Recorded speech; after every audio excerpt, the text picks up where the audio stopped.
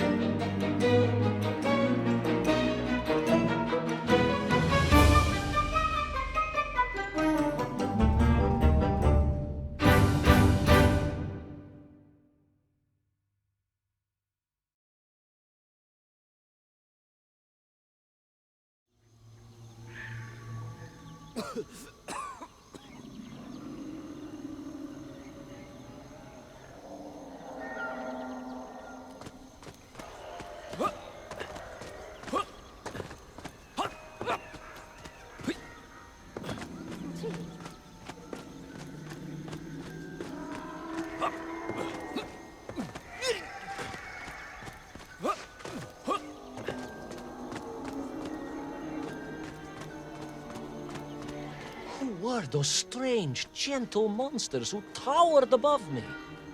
I could only guess they were the lost tribe of the Mienf, an earlier race of people. But why were they so fearful of those ancient gates that lay just beyond their village? And why did they seem to recognize me? Why?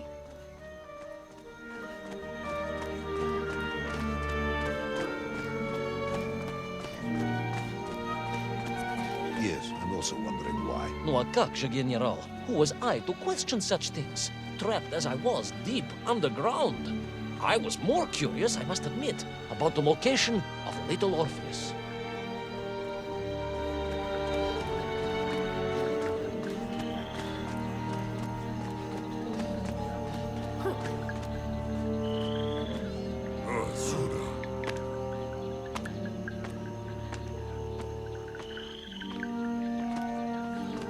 You talk of a great city, a mighty power.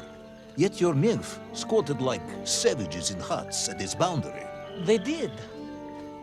And the answer to that mystery lay beyond my grasp at that point. Because it was a wonder, it truly was.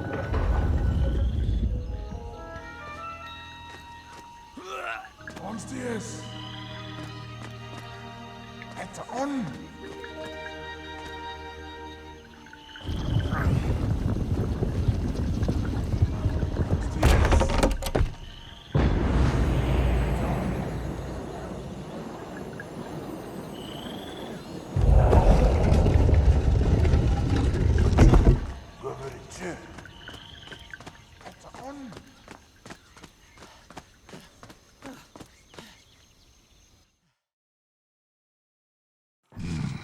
The lost city of Agartha.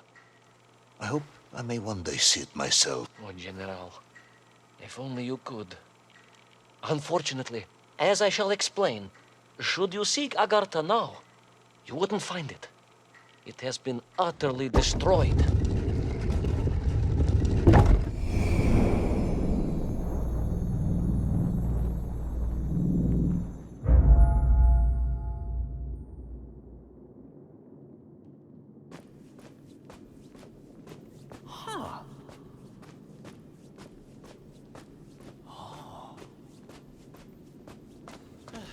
Utterly destroyed? Utterly, General, a tragic loss. A convenient loss.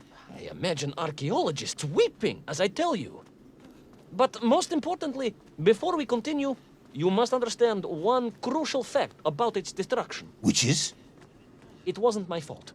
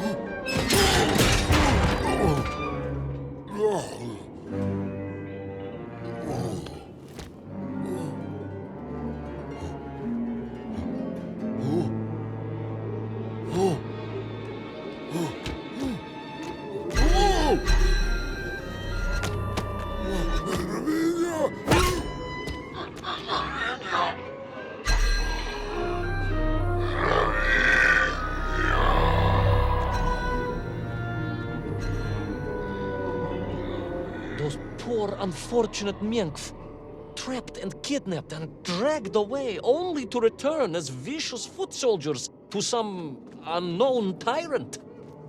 And yet, there was something familiar about the Shtukovna they were forced to wear on their heads, which I was sure were being used to control and enslave them. And what was that? General, it curiously resembled the radio sets I used to tinker with as a child. Radio sets. It was very curious. It was very curious. It was extremely curious.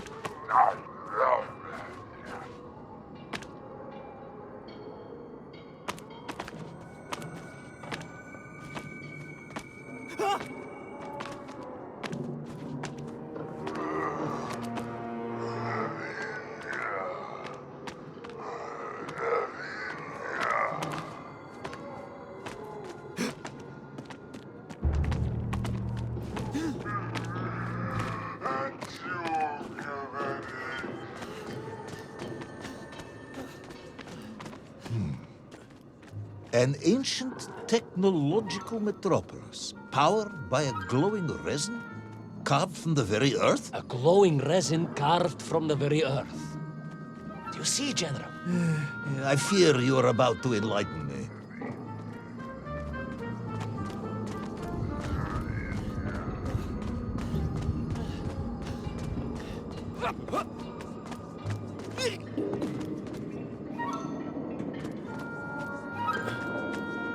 Little Orpheus must have been drained by the impact, but whoever had stolen it and brought it here was no doubt planning to use the Agarthan resin to charge up the atomic bomb, restoring the device to its full potential. What sort of men would come up with such a monstrously reckless scheme? Perhaps the type of man who has such limited understanding of atomic energy that he thinks an ancient metropolis can be powered by shiny marbles.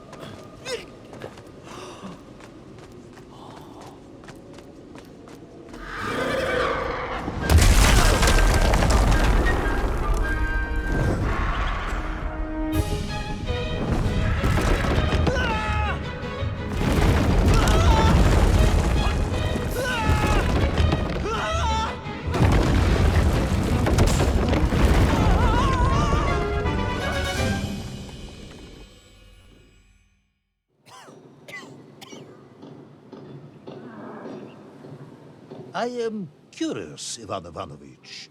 You talk and talk about this great subterranean city. Yet what you describe sounds strangely familiar.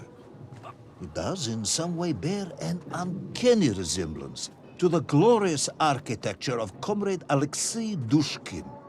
Wouldn't you agree? Danет, General. I have never heard of this great Tavarish Dushkin or his works. Interesting.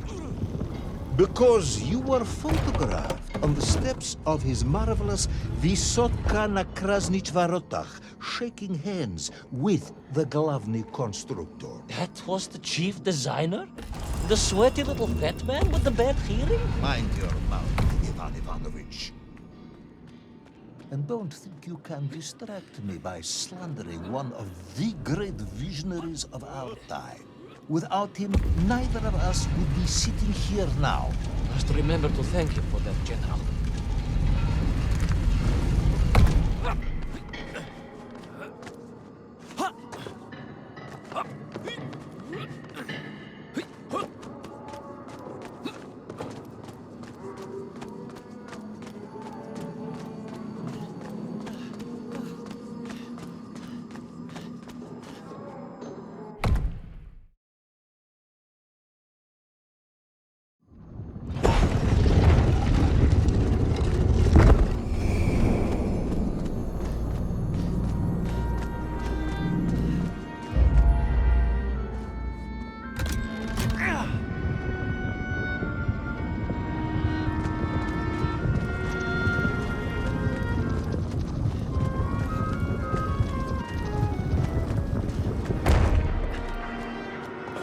Those enslaved mink were trying to stop me.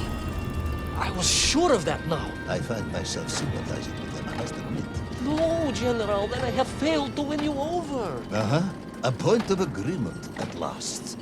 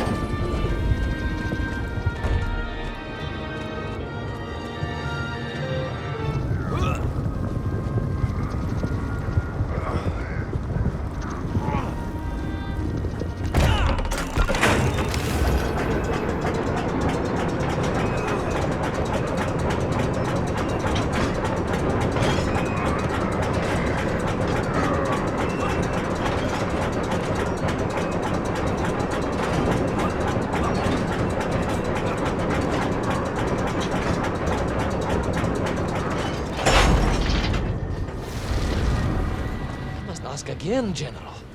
Are you mocking me? That would be unprofessional, comrade. I will try harder to convince you then.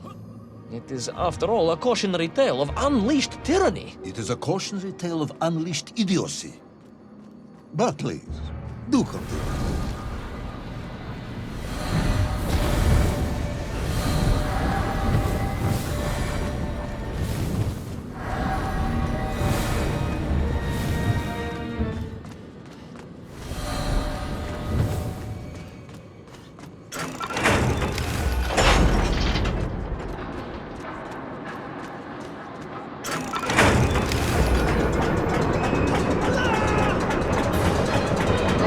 Ha ha ha!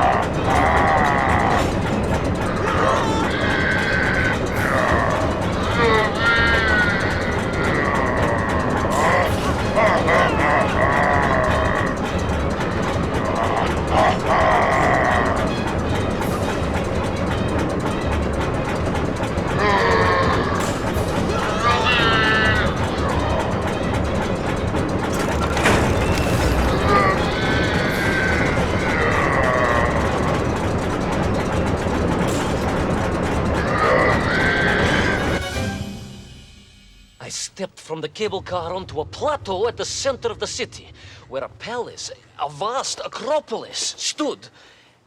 I was reminded of Chelyabinsk Sorok. May I ask how you know of Chelyabinsk-Sorik?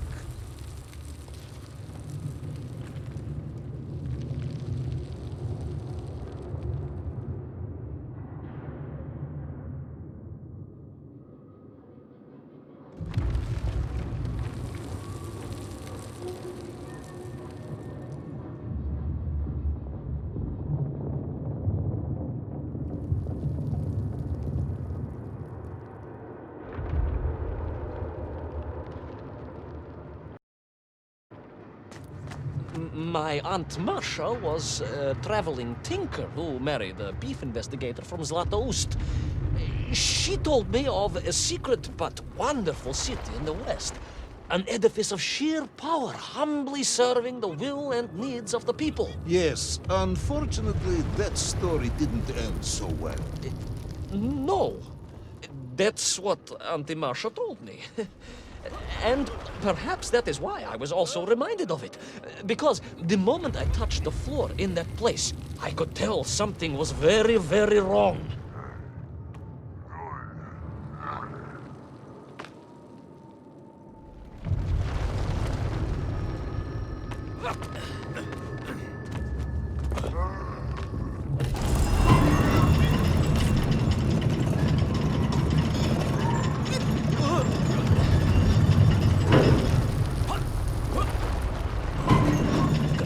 Began to shake alarmingly, and the whole city felt as if it was shuddering. I could only imagine what I would find in the heart of the vast temple. If it isn't a giant glowing marble, I'm going to be very disappointed.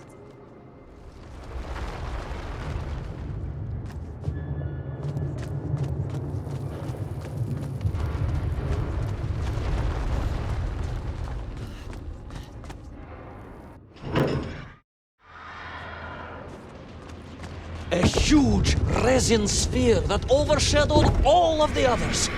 I caught glimpses through the twisted architecture. And it was then I saw him. Him? The thief, the enslaver, the tyrant, sucking the power from this wondrous city as he drained the very lifeblood of the ancient civilization and drew it into the atomic embrace of little Orpheus. With a song in my heart, I raced onwards to stop him.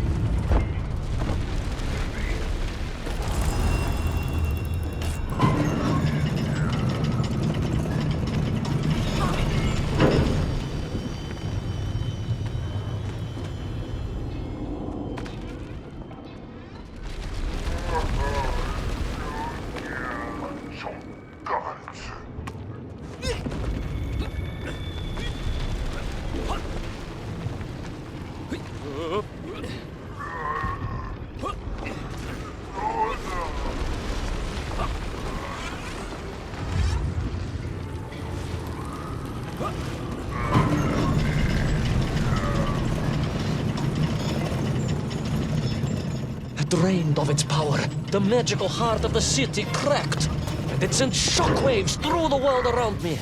A true monster, General, willing to bring down the mountain itself upon Agartha and bury it forever in his ruthless scheme. I could not save that wondrous place, General, to my shame and regret. But I resolved myself to avenge the Mirth, to recapture Little Orpheus, and to bring that tyrant to justice.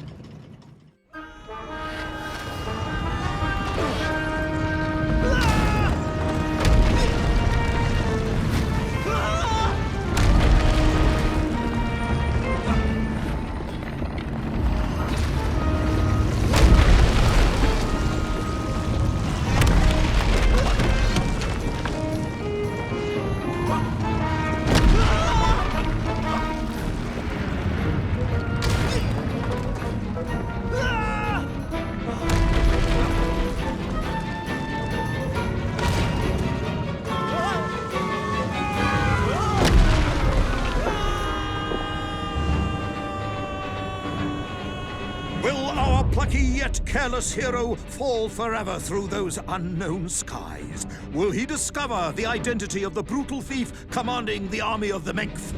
What chance does he have of ever returning to his beloved homeland? How long can the general's patience last? All of these questions and more will definitely be answered in the next exciting episode of Little Orpheus!